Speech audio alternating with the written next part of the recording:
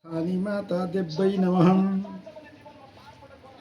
उम्यं ब्रह्मा वरुणेन्द्ररुद्रमरुतस्तुन्यन्ति दिव्यस्तवे वेदैसाङ्गपदक्रमोपनिषदेर्गायन्ति यं सामगा ध्यानावस्थितततगतेन मनसा पश्यन्ति यं योगिनो यस्यान्तं न विदुषुरासुरगणा देवाय तस्मै नमः। श्रीमच्चन्दनचरचिता जलवपु शुक्लाम्बरा मल्लिका मालालङ्कृतकुण्डला प्रभुलसान्मुक्तावली शोभिता सर्वज्ञाननिधान पुस्तकधरा रुद्राक्षमालाकरा वाग्देवी वदनाम्बुजे वसतु मे त्रैलोक्यमाता चिरं मुखं करोति वाचालं पङ्गुलं लङ्घते गिरियं यतकिरिमातमहं वन्दे परमानन्दमाधवं। नमो भगवते तस्मै व्यासाय मिततेजसे यस्य प्रसाद वक्ष्यामि नारायण कथामिमाम्। ॐ नारायण नमस्कृतं नरं चैव नरोत्तमं देवीं सरस्वतीं व्यासं ततो जयमुदीरयेत्तः। श्रीस्वस्थानी माता देव्यै नमः। परमेश्वरी नमः। श्रीस्वस्थानी व्रत कथा नवमोध्याय। कुमारजी आज्ञा गर्नुहुन्छ हे अगस्त्य मुनि। त्यहाँ उपरान्त इन्द्रादित्य 33 कोटी देवताले श्री महादेवले सतीदेवीको शवलाई पीठमा बोकी पृथ्वी भ्रमण गरी हिँडेको देखि वैकुण्ठमा गई विष्णुसित बिन्ती गरे, हे परम ब्रह्म, यो ब्रह्माण्ड संसार तपाईँले रचना गर्नुहुन्छ, श्री महादेवले रक्षा गर्नुहुन्छ, तसर्थ तपाईँ दुवैले रक्षा नगरेको को रक्षा गर्ला। यस बखतमा श्री महादेव दक्ष प्रजापतिका यज्ञबाट सती देवीको शवलाई पीठमा लिई पृथ्वीमा भ्रमण गर्न लाग्नुभयो। जहाँसम्म सती देवीको शरीर रहला त्यहाँसम्म श्री महादेवले त्यसै गर्नुहुनेछ। यस अर्थले तपाईँको मायाले माखा अर्थात् झिँगा उत्पत्ति गरी औँसाह किरा पारी सती देवीको शरीरलाई पतन गराइदिनुहोस्। यति इन्द्रादि देवताले भनेको वचन सुनि विष्णुले भन्नुभयो, हे इन्द्रादि देवता हो, तपाईँले भन्नुभयो, म मेरा मायाले माखा उत्पत्ति गरी अंशाह पारी सती देवीको शरीर गलाई पतन गराउँला, सन्देह नगर्नुहोस्। अब तपाईँहरू आफ्ना आफ्ना लोकमा जानु हवस् भनी विष्णुले आज्ञा गरेको सुनि इन्द्रादि देवताले हवस् भनी विष्णुलाई साष्टाङ्ग प्रणाम गरी आफ्ना आफ्ना लोकमा जाँदा भए। त्यहाँ उपरान्त श्री विष्णुले आफ्ना मायाले माखा उत्पत्ति गरी सती देवीको शरीरमा अंशाह पारिदिनुभयो। तब सती देवीको अङ्ग खण्ड खण्ड गरी पतन भयो। जहाँ जहाँ सती देवीको अङ्ग पतन भयो त्यहाँ त्यहाँ एक एक पीठ उत्पत्ति भई चतुर्मुख ब्रह्माले त्यस ठाउँमा एक एक स्वयम्भू उत्पत्ति गराउनु भयो। पहिले नेपाल खण्डमा गई गुह पतन भयो र नेपाल पीठ गुहेश्वरी देवी चन्द्रघण्टा योगिनी सिद्धेश्वर महादेव उत्पन्न भई शिवशक्ति स्वरूपले रहनुभयो। पछि त्यस पुण्य भूमिमा इन्द्रादि देवता आई तपस्या गरे ईश्वरी सन्तोष भई सत्य तदपर कलियुगमा 33 कोटी देवता भनी प्रख्यात भए भनी वरदान दिनुभयो। फेरि कामरूपमा गई छाती पतन भयो कामरूप पीठ। कामाक्षरी देवी कर्ता योगिनी चण्डेश्वर महादेव उत्पत्ति भई शिवशक्ति स्वरूपले रहनुभयो। त्यस पुण्य भूमिमा गण आई तपस्या गरे ईश्वरी प्रसन्न भई स्वर्ग मर्त्य पाताल तिनी लोकमा गण भनी प्रख्यात भए भनी वरदान दिनुभयो। फेरि वाराणसीमा गई शिर पतन भयो वाराणसी पीठ।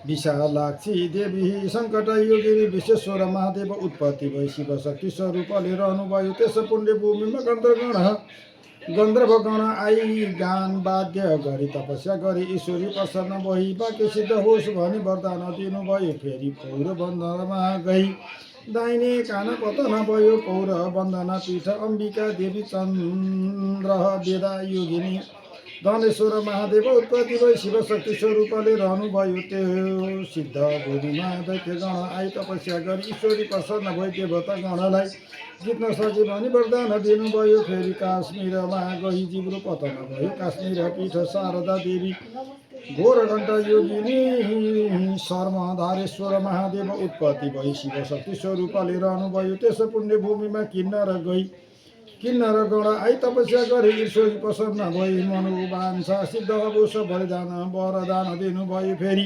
कन्युजमा गई अङ्गको छाला पतन भयो कन्या गुज पीठ झन्केश्वरी देवी चन्द्र योगिनी दुग्धेश्वर महादेव उत्पत्ति भई शिवशक्ति स्वरूपले रहनुभयो। त्यस मत्स्य भूमिमा रावण आई तपस्या गरे ईश्वरी प्रसन्न भई देवलोक जित्न सके भनी वरदान दिनुभयो। फेरि पूर्णगिरीमा गई बायाँ आँखा पतन भयो पूर्णगिरी पीठ कपोल कुण्डला योगिनी चन्द्रेश्वर महादेव उत्पत्ति भई शिवशक्ति स्वरूपले रहनुभयो। त्यस हर्ष भूमिमा गन्धर्व गण आई गीत नाच गरी तपस्या गरी प्रसन्न भई ईश्वर प्रसन्न भई इन्द्रका मुखेन ज्याल कहिले नचुके भनी वरदान दिनुभयो। फेरि चामुण्डा चलमा गई दाहिनेतिर कुनुङ पतन भयो चामुण्डा चल पीठ कुकुम्भ देवी कालिका योगिनी इच्छा विरुकेश्वर महादेव उत्पत्ति भई शिवशक्ति स्वरूपले रहनुभयो। त्यस सिद्ध भूमिमा नारद ऋषि आई तपस्या गरे ईश्वरी प्रसन्न भयो तिम्रो भाग्य सिद्धि अवश्य भनी वरदान दिनुभयो। फेरि अस्तातकमा गई दाहिने हात पतन भयो अस्तातक पीठ पतेश्वरी देवी एकाक्षी योगिनी निद्रा पतेश्वर महादेव उत्पत्ति भई शिवशक्ति स्वरूपले रहनुभयो। त्यस पुण्य भूमिमा राधिका गण आई तपस्या गरे ईश्वरी प्रसन्न भए सदा कृष्ण दाहिने हुन् भनी वरदान दिनुभयो। एकावीर पीठ सिद्धेश्वरी देवी सिद्ध योगिनी दधीश्वर महादेव उत्पत्ति भई शिवशक्ति स्वरूपले रहनुभयो। त्यस रत्नभूमिमा कर्णवीर प्रवृत्ति मसान आई तपस्या गरे ईश्वरी प्रसन्न भई सम्पूर्ण मृतकको दाह गर्न सके भनी वरदान दिनुभयो। फेरि त्रिश्वेतमा गई मलद्वारा पतन भयो त्रिश्वेत पीठ महाकालेश्वरी देवी विकट दन्त योगिनी त्रिपेश्वर महादेव उत्पत्ति भई शिवशक्ति स्वरूपले रहनुभयो। त्यस पुण्य भूमिमा यमा राजा आई नाना उपचारले पूजा गरी तपस्या गरी ईश्वरी प्रसन्न भई ब्रह्माको सृष्टि संहार गर्न सके भनी वरदान दिनुभयो।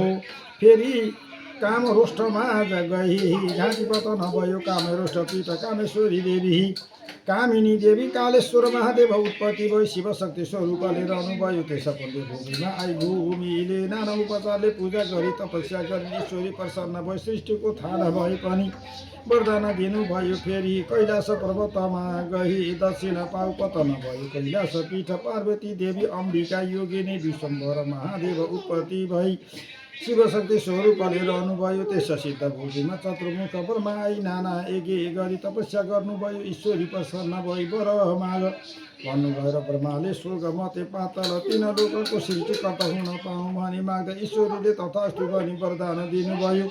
फेरि बिर्गुमा गई माथिल्लो दाँतहरू पतन भयो बिर्गुको पीठ मीनाक्षी देवी वज्र देवी योगिनी सत्येश्वर महादेव उत्पत्ति भई शिवशक्ति स्वरूपले रहनुभयो। त्यस पुण्यमा धर्मदत्त आई योग मार्गले तपस्या गरी ईश्वरी प्रसन्न भई तँलाई कसैले जित्न नसकुन् भनी वरदान दिनुभयो। फेरि केदारमा गई बायाँ हात पतन भयो केदार पीठ केदारेश्वरी देवी मुण्डा योगिनी कोटेश्वर महादेव उत्पत्ति भई शिवशक्ति स्वरूपले रहनुभयो। त्यस पुण्य भूमिमा एकादश रुद्र आयोग मार्गले तपस्या गरी ईश्वरी प्रसन्न भई वरदान ल्याऊ भन्नुभयो र एकादश रुद्रले हामी सबैको बराबर तेज होस् भन्दा ईश्वरीले तथास्तु भनी वरदान दिनुभयो। फेरि चन्द्रपुरमा गई दक्षिण नेत्र पतन भयो चन्द्रपुर पीठ सिद्धिकाली देवी सिद्धि योगिनी पकारेश्वर महादेव उत्पत्ति भई शिवशक्ति स्वरूपले रहनुभयो। त्यस सिद्ध भूमिमा दश दिक्पाल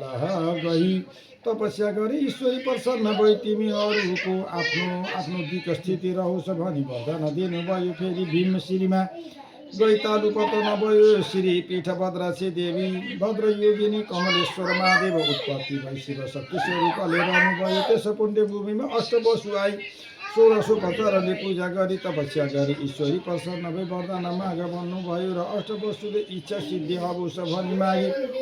ईश्वरीले तथास्तु भनी वरदान दिनुभयो। फेरि एका वीरमा गई नाभि पतन भयो। एका पुरा पीठ एका वीरा देवी गोरक्षा योगिनी हाटकेश्वर महादेव उत्पत्ति भई शिव शक्ति स्वरूपले रहनुभयो। त्यस पुण्य भूमिमा नागहरू आई रत्नहरू चढाई पूजा गरी ईश्वरी प्रसन्न भई वरदान देऊ भन्नुभयो। नागहरूले हे प्राप्त सप्त पातलको अधिपतित्व पाऊँ भनी मागे। ईश्वरीले तथास्तु भनी वरदान दिनुभयो। फेरि जालन्धरमा गई तल्लो उठ पतन भयो। जालन्धर पीठ जालापा देवी ज्वालामुखी योगिनी पिशाचेश्वर महादेव उत्पत्ति भई शिव शक्ति स्वरूपले रहनुभयो। त्यस सिद्ध भूमिमा कामधेनु गाई आई नित्य दुध चढाई तपस्या गरिन्। ईश्वरी प्रसन्न भई वरदान ल्याऊ भन्नुभयो र कामधेनुले मेरो दुध मलमूत्र पवित्र हवस भनी मागिन्। ईश्वरीले तथास्तु भनी वरदान दिनुभयो। फेरि मल्लवीमा गई बाउ पाउ पतन भयो। मल्लवा पीठ महाकाली देवी महाकाली योगिनी भूपालेश्वर महादेव उत्पत्ति भई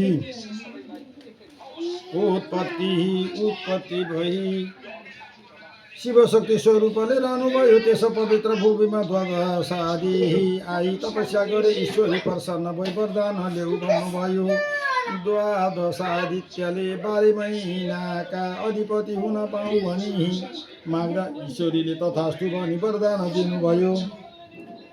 फेरि कुशन्तकमा गई कपालको केश पतन भयो। कुशलान्तक पीठ मसाना काली देवी भूत घण्टा योगिनी छारेश्वर महादेव उत्पत्ति भई शिव शक्ति स्वरूपले रहनुभयो। त्यस सिद्ध भूमिमा असुनादि 7 नक्षत्र आई तपस्या गरी ईश्वरी प्रसन्न भई वरदान ल्याऊ भन्नुभयो। नक्षत्रहरूले ज्योतिषी शास्त्र हाम्रो अधीनमा रहोस् भनी मागे। ईश्वरीले तथास्तु भनी वरदान दिनुभयो।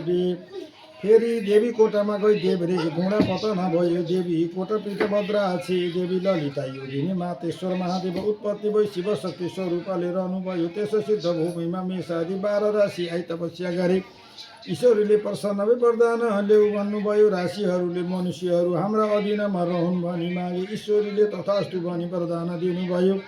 फेरि गोकर्णमा गई बाहुँ कान पतन भयो। गोकर्ण पीठ भैरवी देवी एक जङ्गा योगिनी जागेश्वर महादेव उत्पत्ति भई शिव शक्ति स्वरूपले रहनुभयो। त्यस पुण्य भूमिमा विष्णुवादी योगले महाकष्टसँग तपस्या गरी ईश्वरी प्रसन्न भई वरदान ल्याऊ भन्नुभयो। योगहरूले ज्योतिष शास्त्र हाम्रा अधीनमा रहोस् भनी मागे। ईश्वरीले तथास्तु भनी वरदान दिनुभयो।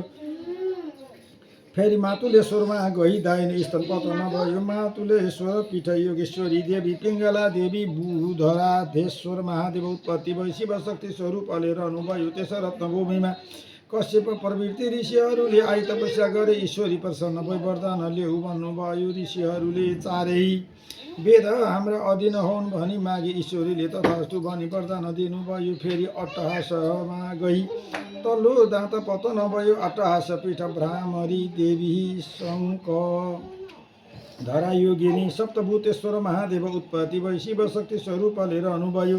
त्यसै पुण्यभूमि बागमती प्रवृत्ति गङ्गा आई जल चढाई भक्ति गरी तपस्या गरी ईश्वरी प्रसन्न भई वरदान ल्याऊ भन्नुभयो। र बागमती प्रवृत्ति गङ्गाले हामीलाई भुक्ति मुक्ति दिने अधिकार हवस् भनी वरदान मागे। ईश्वरीले तथास्तु भनी वरदान दिनुभयो। फेरि विश्वका गही बाहु स्तन पतन भयो। विश्वपीठ भुवनेश्वरी देवी भुवन योगिनी कृष्ण बणेश्वर महादेव उत्पत्ति भई शिव शक्ति स्वरूपले रहनुभयो। त्यस पुण्यभूमिमा कृष्ण आई तपस्या गर्दा ईश्वरी प्रसन्न भई वरदान ल्याऊ भन्नुभयो।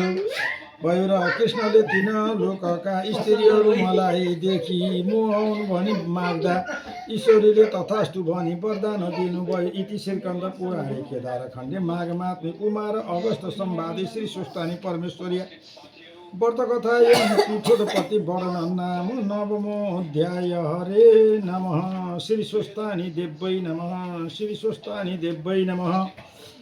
ओम उपनयतु मंगलम सकल जगन्मंगलाय श्रीमान दिनकर किरण निबोधित नव नदी नदलति भक्षण कृष्ण काले वर्षतु पर्जन्यं पृथिवी सस्यशालिनी देशोऽयं शिव क्षोभरहित ब्राह्मणाः सन्तु निर्भयाम् अपुत्रा पुत्रिणा सन्तु पुत्रिणा सन्तु पौत्रिणा अदना सदना सन्तु जीवन्तु शरदां शतं तत्रैव गङ्गा यमुना च तत्र गोदावरी सिन्धु सरस्वती च तीर्थानि सर्वाणि वसन्ति तत्र यत्राचितो द्वारकथा प्रसङ्ग पुण्या कुन्दन्तु सारहार धवला या शुभ्रवस्त्रावृता या वीणा वरदण्डमण्डितकरा या श्वेतपद्मासना या परमाच्युतशङ्कर प्रभृतिभिर् वेदे सदा वन्दिता सा मां पातु सरस्वती भगवती निःशेषजाड्यापः कायेन वाचा मनसंधिरेर्वा